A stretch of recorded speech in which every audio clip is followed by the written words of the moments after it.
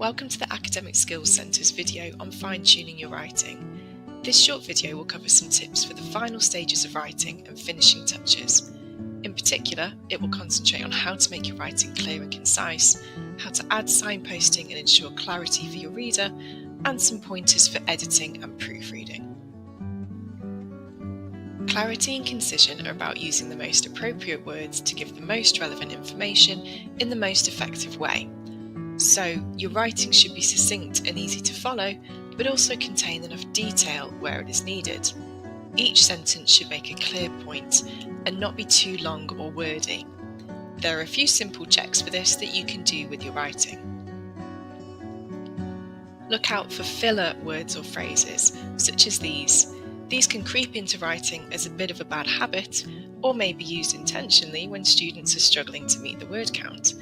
Either way, they will make writing less easy for the marker to read.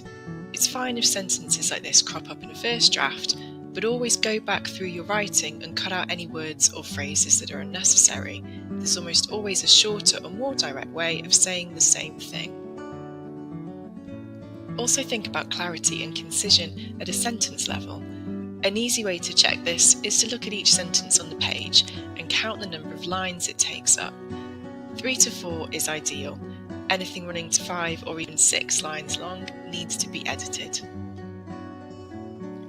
Reading your work aloud will also help to expose any long sentences. If you're running out of breath by the end of a sentence, it needs cutting down.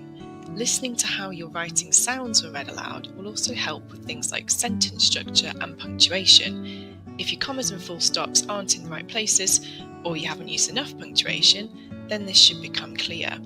This is a particularly good tactic to use if you're not confident proofreading your punctuation. Similar rules apply for paragraphs. Look at the length of your paragraphs and the space they take up. You should be starting a new one at least once per page.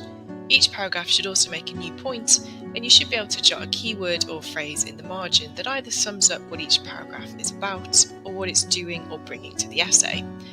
If you can't, or if you find you're writing lots of keywords, then its purpose and content is probably a bit confused and will need editing for clarity. It's also worth checking to see if you use signposting in your writing and adding this in if necessary. This involves using words and phrases such as these here, typically at the beginning and ends of paragraphs, or to join ideas together within a paragraph. They tie together the different points that you make in your writing and help to demonstrate how your ideas and argument build to a conclusion. Some students do this automatically, but if you don't, it's a small change that will have a big impact. Editing and proofreading are often mentioned together, but it's worth noting that they're separate processes.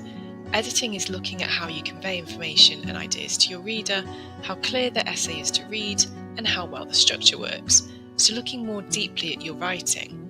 Some of the ideas already mentioned here will help with this. One of the most helpful things you can do is leaving a gap between finishing an essay and trying to edit it. Try to get some distance from your work and read it with fresh eyes. Proofreading is more about surface errors in your writing, so looking at things like punctuation, grammar and spelling. Again, putting your writing to one side and giving yourself a break from looking at it will help you proofread more accurately. You're also more likely to spot mistakes if you're reading a printed copy of your work or have changed the font or line spacing. Normally you proofread after editing, and don't forget to also proofread text for tables, graphs or images and all of your references.